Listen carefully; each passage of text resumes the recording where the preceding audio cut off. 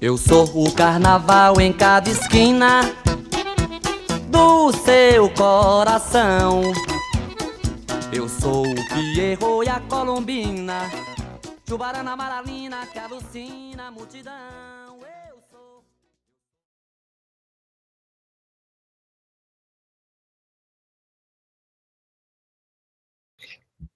Não são poucos os que dizem que a esquerda identitarista não é de fato uma esquerda. Entende-se. Historicamente, o discurso identitário foi emitido sistemática e invariavelmente pela direita e tomava como referência maior a coletividade, a raça, a nação. Já sob o patrocínio da esquerda, que nunca se ocupara teoricamente desses temas, nós perdemos definitivamente a perspectiva de conjunto. O identitarismo não tem perspectiva de conjunto. Quer dizer, tudo se fragmentou. Não se trata mais de sublinhar coisas maiores, grandes conjuntos, como a direita fazia no caso da identidade nacional ou da identidade de um povo. Com o novo esquerdismo racialista, maniqueísta, as leituras se desarticulam. O grupocentrismo se impõe com força total, fracionando a sociedade em grupos e subgrupos, em grupelhos e subgrupelhos, todos fechados em seus guetos e cubículos, todos nutrindo seus desejos, seus ressentimentos e seus ódios no ensimesmamento. Se o pensamento tradicional da esquerda fora sempre universalista e classista, mesmo em suas correntes antagônicas, a exemplo do stalinismo e do trotskismo,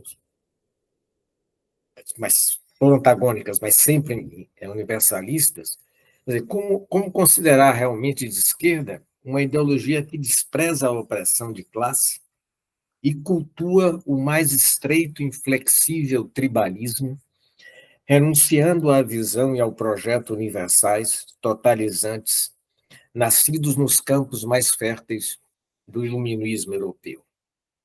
Como? Um pensador de esquerda, autor, aliás, de um livro intitulado justamente O que a Esquerda Deve Propor, o brasileiro Roberto Mangabeira Unger, um texto que ele escreveu para a apresentação de meu livro, Mestiçagem, Identidade e Liberdade, ele foi direto ao ponto, aspas, separar injustiça social de opressão de classe no Brasil jamais fará sentido e só pode resultar em políticas que acrescentam à realidade da subjugação o veneno das fantasias raciais. Nos Estados Unidos, com sua recusa da mestiçagem, essa separação entre raça e classe gerou políticas que beneficiam menos os negros que mais precisam de ajuda. São os milhões de jovens negros pobres que estão no emprego precário e que enchem as cadeias norte-americanas.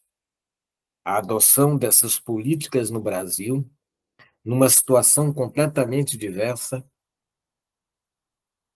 acrescenta o disparate e o absurdo à injustiça. Ainda Mangabeira, aspas, tal qual carneiros acretinados, muitos de nossos progressistas entraram na onda da política identitária que generalizou essa maneira de pensar a toda a nossa vida nacional e procura impô-la aos inconformados por meio da cultura do cancelamento. A política identitária dessa pseudo-esquerda abriu espaço para as guerras culturais da direita, duas maneiras simétricas de evadir os problemas reais do país e de lhe sonegar ao país o debate a respeito de suas alternativas de instituições e de consciência. Fecha aspas. Diversos analistas políticos sociais, em trabalhos bem recentes, como o iraniano Sorabi Amari, ou Amari, não sei que pronuncia, esse livro dele, Tyranny Inc., How Private Power, vocês estão vendo, né? Como o poder privado crushed, fudeu a liberdade norte-americana e o que fazer com relação a isso. Esse livro do Sorabi Amari, eu vou dizer Amari, porque eu sou brasileiro, né? Esses diversos políticos, tá dizendo, diversos analistas políticos sociais também sublinham que a ideologia identitarista está longe de enfrentar o que realmente interessa do ponto de vista da esquerda, que são as desigualdades sociais que ferem a humanidade em todo o planeta, da África aos Estados Unidos, passando pela Índia, a Rússia, a França ou o Brasil. Em breves palavras, a Marie diz o seguinte: que nós vivemos hoje, em grande parte do mundo, sob uma forma de tirania que nos subjuga não como cidadãos, mas como trabalhadores e consumidores, membros da vastíssima maioria da população que não tem qualquer controle sobre os mecanismos produtivos e financeiros da sociedade, estando por isso mesmo excluída de decisões nessa área. É uma tirania que envolve a coerção privada no local de trabalho e no mercado, demitindo funcionários que pensam por conta própria e se opõem ao discurso do patrão, expelindo do mercado e condenando à penúria trabalhadores que não aceitam as regras estabelecidas, impondo preços e produtos de consumo, praticando a obsolescência planejada de suas mercadorias e por aí vai. E nós não costumamos denunciar essa tirania como tal, porque nós nos habituamos a ver a tirania como algo vinculado exclusivamente ao aparelho de Estado, com seus presidentes, primeiros ministros, legisladores, oficiais militares, etc. Ou seja, nós nos habituamos a ver a tirania como coisa pública, governamental. No entanto, a Mari chama atenção para outra coisa, que as grandes empresas e os grandes empresários, especialmente as megacorporações, exercem sobre nós uma forma de tirania econômica e não simplesmente política. Uma tirania que, em vez de público estatal, é uma tirania privada, com meios de coerção altamente poderosos. Uma tirania que é a expressão do triunfo do neoliberalismo e da estrutura de classes imperante em praticamente todo o planeta. Em resumo, é o domínio dos que têm pouco pelos que têm demais. Os que têm pouco quando têm. E é evidente que é preciso denunciar e enfrentar essa tirania privada se de fato queremos construir uma sociedade menos desequilibrada ou menos pervertida. E isto passaria pela formação de um consenso que envolvesse a esquerda e a direita civilizadas, se unissem em favor do combate à coerção econômica inerente aos mercados. Mas a esquerda identitarista, sob o comando de profissionais ideológicos da raça e profissionais ideológicos do sexo e militantes de ONGs, essa esquerda identitarista passa ao largo disso, como se nós vivêssemos numa sociedade sem classes. Seria então necessário, para usar a expressão de uma líder da esquerda alemã, Sarah Wagenknecht, seria necessário superar o atual estilo de vida esquerdista, como ela gosta de dizer. E o Maria, aliás, resume a posição dela nos seguintes termos. Ela fala o seguinte, ele escreve, aspas, em vez de priorizar tópicos de classe e economia política, o progressismo identitarista está obcecado por questões relativas a estilo de vida, hábitos de consumo e atitudes morais. Nesse sentido, o identitarismo deve ser descrito como uma espécie de ideologia neo-vitoriana, com gerentes progressistas de recursos humanos no papel dos missionários e trabalhadores sociais enviados para inculcar maneiras e hábitos melhores no meio dos pobres. Por sua vez, a filósofa judia norte-americana Susan Neiman, nesse livro Left is Not Woke, eu soube, aliás, que foi traduzido já para português e que vou colocar o título A Esquerda Não é Woke. É ridículo manter esse woke. Esse título tinha que ser traduzido por A Esquerda Não é Identitária.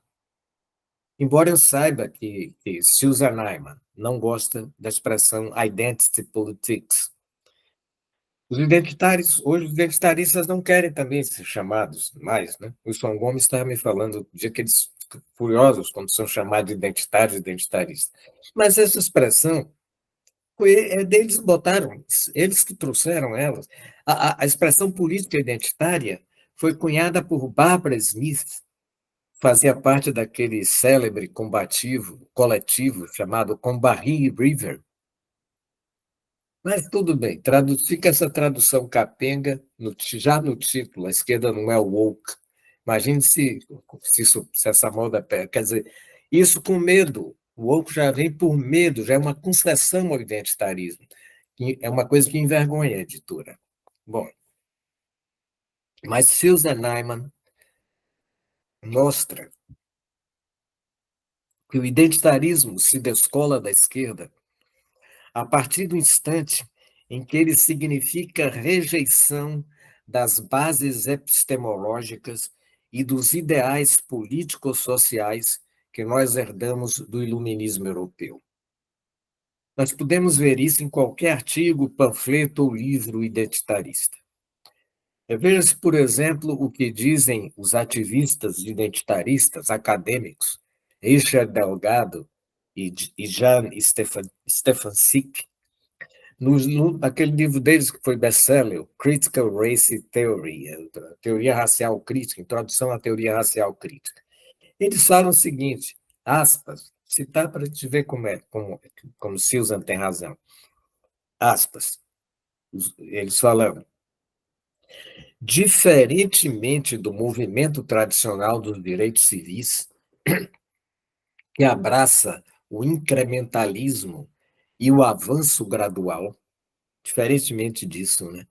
A teoria racial crítica questiona as bases mesmas da ordem liberal, incluindo a teoria da equidade, o raciocínio legal, o racionalismo iluminista e os princípios neutros do ordenamento constitucional.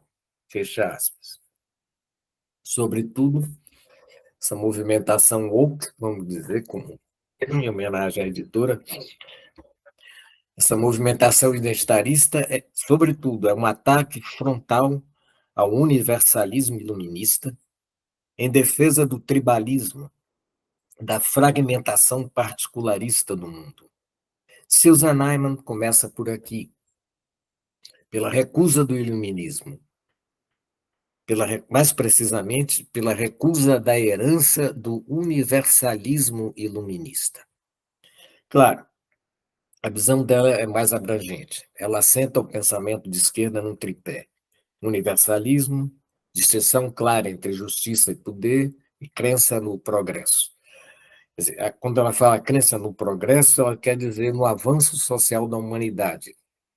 Mas ela quer dizer isso não no sentido de que esse progresso é inevitável, como o próprio Karl Marx julgou ter comprovado cientificamente com seu materialismo histórico. Não, esse avanço social não é inevitável, ele é possível, é só isso. Mas para o nosso propósito aqui, para o meu propósito, pelo menos, eu vou me concentrar, mesmo que rapidamente, no tópico do universalismo, que é a base de qualquer solidariedade planetária.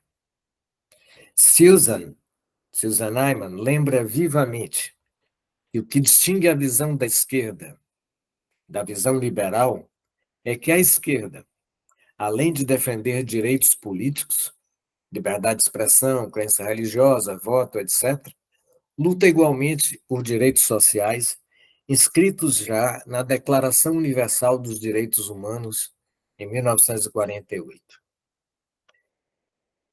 Eu vou só abrir um parênteses, que é curioso que o ataque identitarista ao Ocidente muitas vezes é feito em cima, citando os direitos humanos, como se os direitos humanos não fossem uma criação do Ocidente, inclusive datada.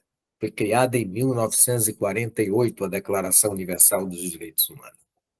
Mas vamos adiante. De qualquer forma, essa declaração é um texto que, embora assinado e supostamente assumido pela maioria dos países membros da Organização das Nações Unidas, assumido com algumas ressalvas, é bom não esquecer, como a da Arábia Saudita, por exemplo, que rejeitou o princípio da igualdade entre homens e mulheres. Bom, mas essa declaração, seja como for, ela permanece, ainda em nossos dias, um discurso aspiracional, um discurso desejante, no sentido de que, até aqui, ele não chegou a se materializar de fato no corpo de nenhuma sociedade realmente existente. Para Susan, a posição dela é que realizar concretamente a formulação geral dos direitos humanos seria alcançar o socialismo. E aqui ela recorre à argumentação do economista Thomas Piketty, no livro mais recente dele, Tempo para o Socialismo. De acordo com Piketty, é perfeitamente possível caminhar gradualmente para um socialismo participativo através de mudanças no sistema legal, fiscal e social de um país ou outro, deste ou daquele país, sem ter de esperar pela unanimidade de uma transformação em escala mundial.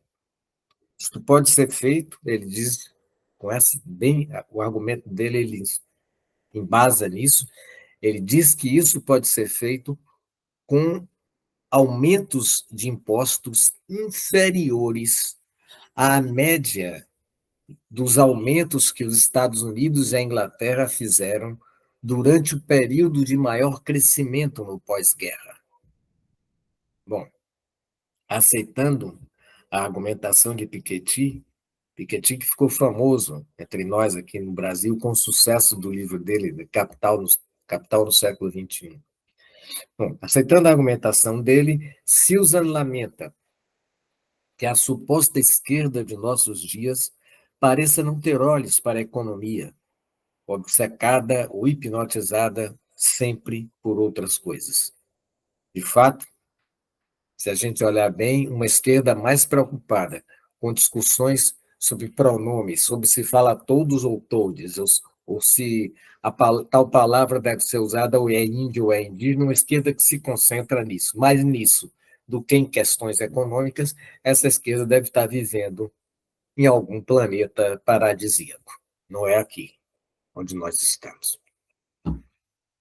Mas Susan acrescenta que o que mais a preocupa é ver como as vozes contemporâneas, consideradas de esquerda, simplesmente abandonaram as ideias filosóficas centrais que definem o ponto de vista da esquerda, principalmente o compromisso de sempre colocar o universalismo acima das estreitezas do tribalismo. E ela está certa.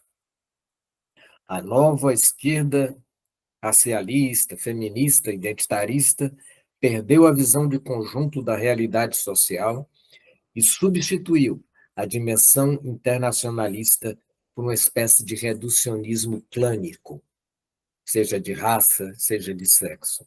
É isso que faz, por exemplo, com que a democrata Hillary Clinton elogie a eleição de uma primeira-ministra na Itália somente pelo fato dela ser mulher, sem se importar com o fato de Giorgia Meloni cultivar posições políticas excessivamente próximas, íntimas, das do velho fascismo mussolinista. Mas as posições, Hillary elogia porque uma mulher, mas as posições de Georgia estão no polo oposto às de Hillary. Georgia é contra o aborto voluntário, contra a união civil de pessoas do mesmo sexo. Acha que a família cristã deve ser formada por um homem e uma mulher. E até já defendeu a ideia de um bloqueio naval para conter a migração muçulmana para a Europa. Bom, mas não vou desviar muito. Susan tem razão quando diz que foi a ideia do universalismo que sempre definiu a esquerda. Solidariedade internacional era sua senha, ela fala. Ou ainda, o que unia não era o sangue ou a anatomia, mas a convicção de que os seres humanos, com suas inúmeras diferenças, se acham todos entrelaçados em funda profundidade e de múltiplos modos. Foi isso que o identitarismo deletou. Em vez da humanidade do humano, em toda a sua complexidade, só o que conta agora é o que faz com que os iguais sejam sempre iguais apenas a si mesmos, aprisionados em grupos apartados entre si. Só o que conta é raça e sexo. O ser humano foi abolido em favor do ser racial. Yasha Malk, escritor alemão, não sei se já foi traduzido ele, o livro Armadilha Identitária. Ele vai pelo mesmo caminho de Susan Neiman. Mas é claro que não é só isso. A gente pode pegar, quando diz que o identitarismo não é de esquerda, a gente pode pegar de um outro ângulo. Porque, apesar das críticas ferozes que os identitaristas fazem ao capitalismo branco, mas nunca ao capitalismo negro, ao capitalismo estatal chinês, ou mesmo ao sistema de castas que vigora hoje em países árabes supostamente progressistas do Golfo. Essas críticas ferozes identitaristas ao capitalismo branco não impedem esse mesmo identitarismo de se aliar ou se deixar instrumentalizar por grandes corporações. O identitarismo não é de esquerda ainda por sua adesão sem pudor, não simplesmente à economia de mercado, mas à sociedade de mercado, para lembrar a distinção do filósofo Michael Sandel. Essa distinção que quer dizer mais ou menos o seguinte, que uma coisa é você aceitar a economia de mercado, isto é, recusar pendores intervencionistas e regulatórios, excessos estatizantes, bloqueando o jogo, essas coisas. E outra coisa é entrar na viagem de uma sociedade de mercado onde tudo é número, onde tudo é dinheiro, onde, digamos assim, o Homo sapiens sai de cena e é substituído pelo Homo economicus. Vale dizer, uma sociedade pensada e construída e funcionando à imagem e semelhança do Deus mercado, da competição, do lucro. Este é o problema. Retórica inflamada e mesmo histérica à parte, o identitarismo na prática é neoliberal. Não temos contestação, mas adesão prática à economia liberal e às solicitações e exigências da globalização, como, por exemplo, a negação das fronteiras e das identidades nacionais, que caracteriza de uma ponta a outra todo o discurso identitarista. De um modo geral, no entanto, e isso é um paradoxo, a esquerda, e a esquerda brasileira em particular,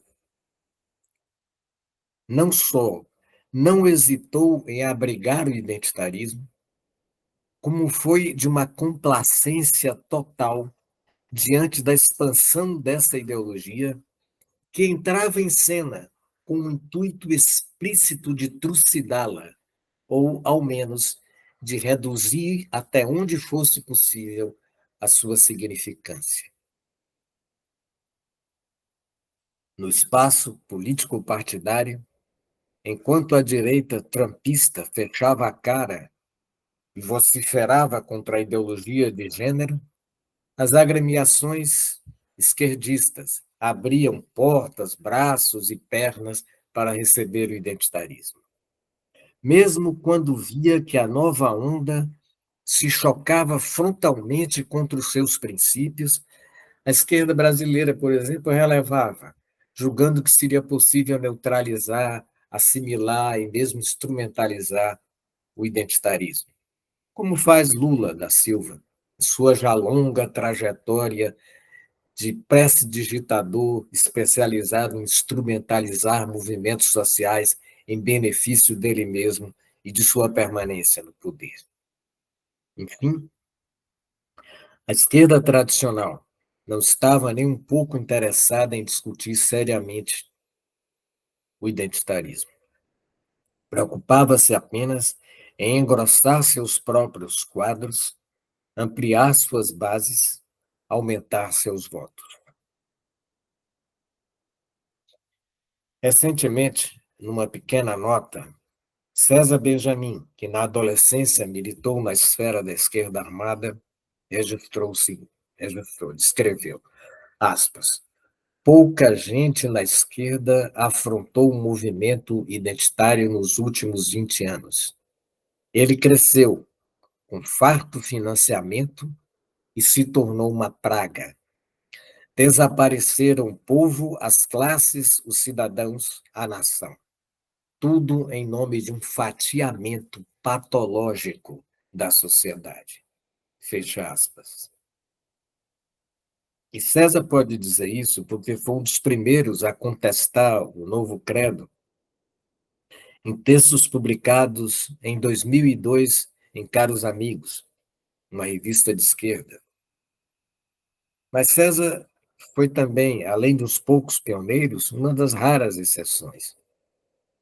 Eu sempre que procurei discutir esse assunto em rodas da esquerda, o que eu mais encontrei foi ignorância a respeito dos fatos ou uma indiferença calculada. Quando eu puxava o tema, as pessoas, regra quase geral, faziam o que nós chamamos de cara de paisagem.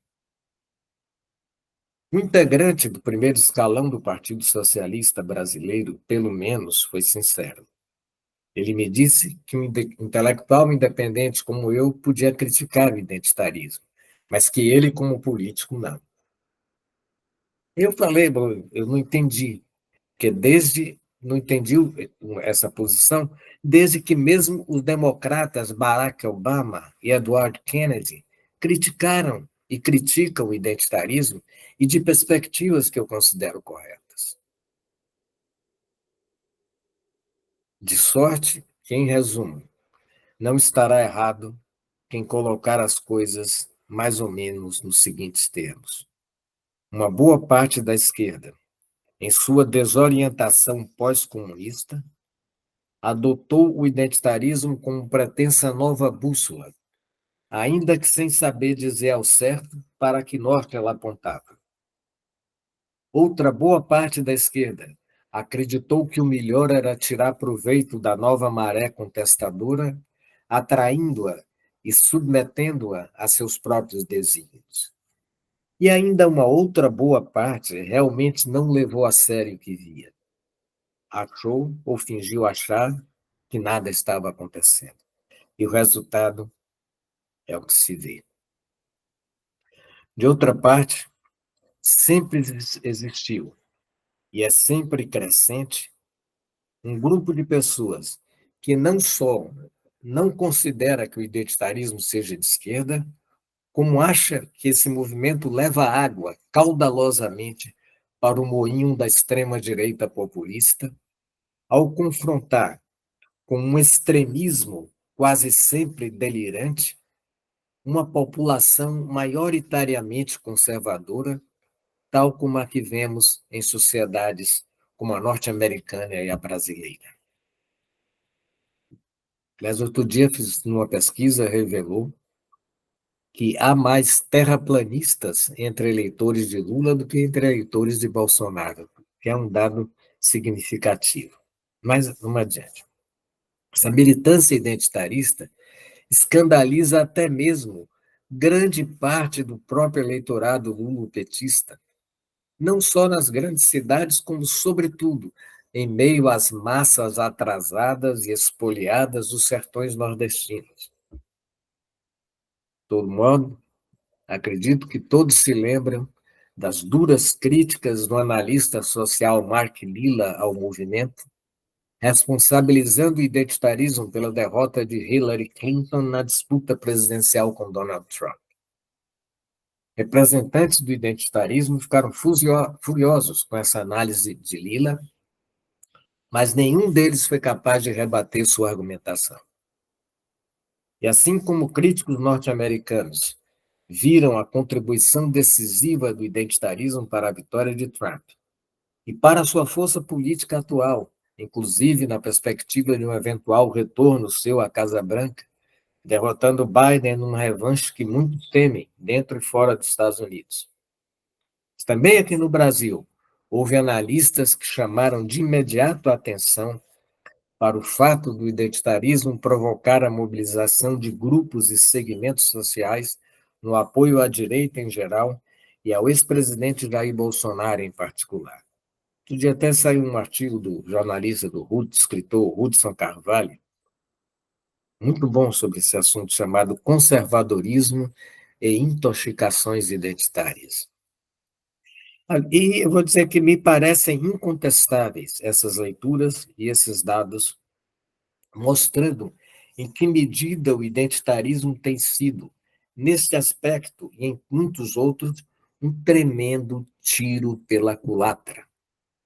A este propósito, aliás, alguém recordou outro dia uma famosa frase do ex-governador Leonel Brizola, e dizendo assim, essa frase de Brizola se aplica perfeita e integralmente aos arroubos panfletários e dogmáticos dos identitaristas.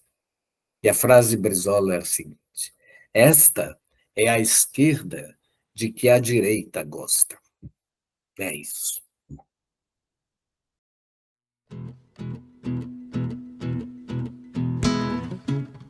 Ok, aru alacuru, oxotocan, xoxô. Ok, aru alacuru, oxotocan, xoxô.